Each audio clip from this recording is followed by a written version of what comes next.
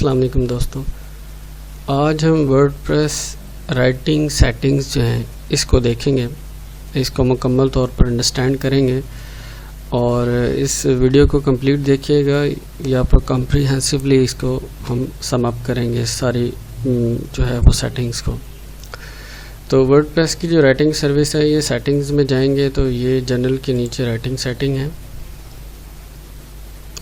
سب سے پہلی چیز جو رائٹنگ میں آتی ہے وہ ہے ڈیفالٹ پوسٹ کیٹیگری، ان کیٹیگرائزڈ یہاں پر مینشن ہے۔ اس کا مطلب یہ ہے کہ جب بھی آپ کوئی پوسٹ کرتے ہیں ورڈپریس کے اندر تو آپ اس پوسٹ کو کسی نہ کسی کیٹیگری میں رکھتے ہیں۔ لیٹ سے یہ میں پوسٹ کھول رہا ہوں، یہ جتنی بھی پبلشڈ پوسٹ ہے اس کو کسی نہ کسی یہ دیکھیں کیٹیگری میں رکھا ہوا ہے۔ اس کو ایس ای او کی کیٹیگری میں رکھا ہوا ہے، اس کو ویب ڈیزائن میں رکھا ہوا ہے، اس کو بلاگنگ ٹپس اور رائٹنگ کی کیٹیگری میں رکھا ہوا ہے۔ تو اگر آپ پوسٹ کرتے ہیں اور آپ کیٹیگری مینشن کرنا بھول جاتے ہیں، لیٹ سے آپ یہاں پر ایڈ نیو کرتے ہیں پوسٹ،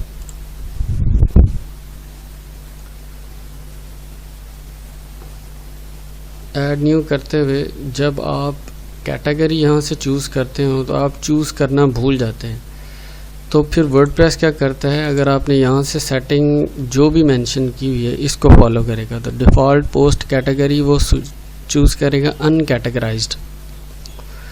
اگر آپ چاہتے ہیں کہ نہیں ان کیٹیگرائزڈ میں نہ جائے، وہ کسی جرنل سے یا بلاگنگ ٹپس میں چلا جائے، وہ ویب ڈیزائننگ میں چلا جائے، رائٹنگ میں چلا جائے، جو آپ کی بلاگ کی نیچر ہوگی اس حساب سے آپ کیٹیگری مینشن کر سکتے ہیں۔ یا پھر آپ کوئی بھی کیٹیگری کریٹ کر لیں، جیسے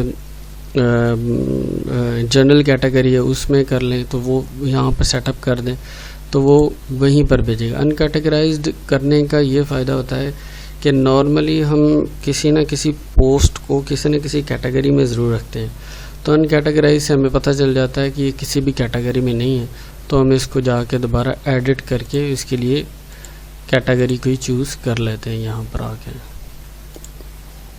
اس کے بعد ڈیفالٹ پوسٹ فارمیٹ ہے۔ ڈیفالٹ پوسٹ فارمیٹ ہے اسٹینڈرڈ، بائی ڈیفالٹ اسٹینڈرڈ ہی ہوتا ہے۔ مور دین 98% اس کی سیٹنگ چینج نہیں ہوتی، کیونکہ اسٹینڈرڈ پوسٹ جو فارمیٹ ہے وہی بیسٹ ہوتا ہے۔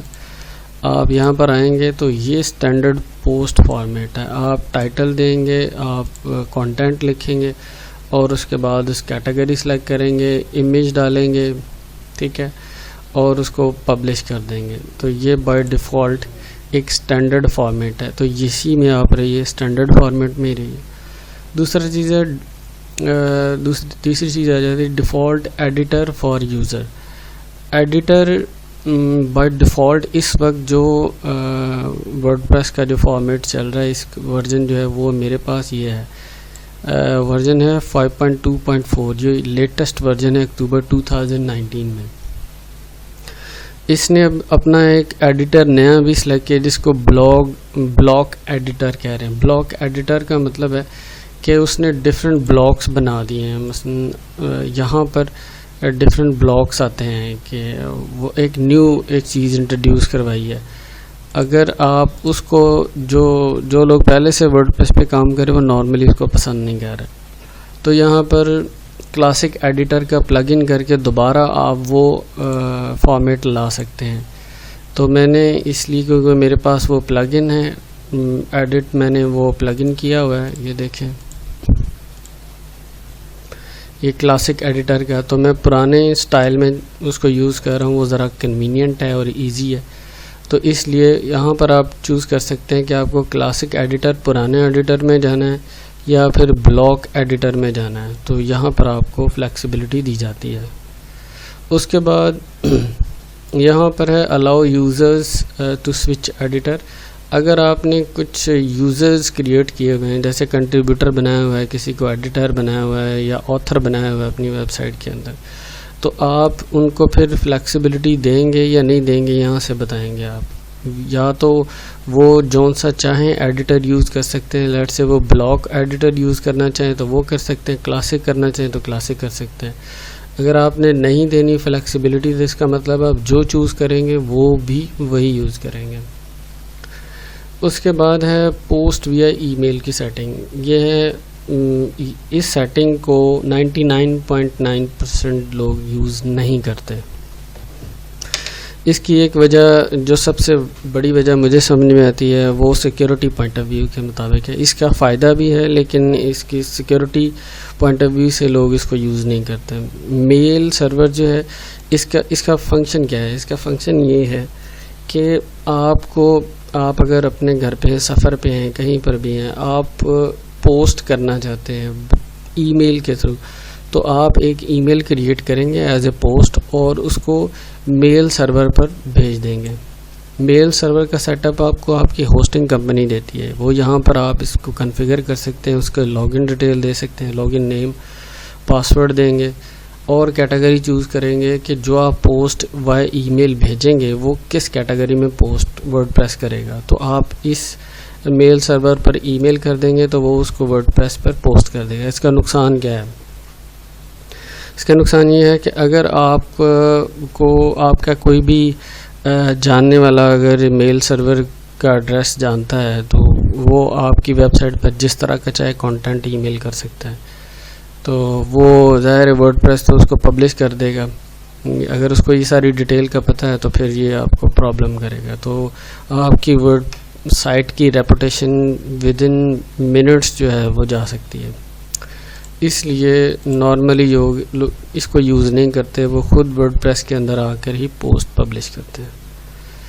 اس کے بعد بہت اہم چیز ہے اپڈیٹ سروسز، جو کہ نارملی جو لوگ ہیں وہ اسکپ کر جاتے ہیں، وہ چھوڑ دیتے ہیں یا انہیں اس کا پتہ نہیں ہوتا.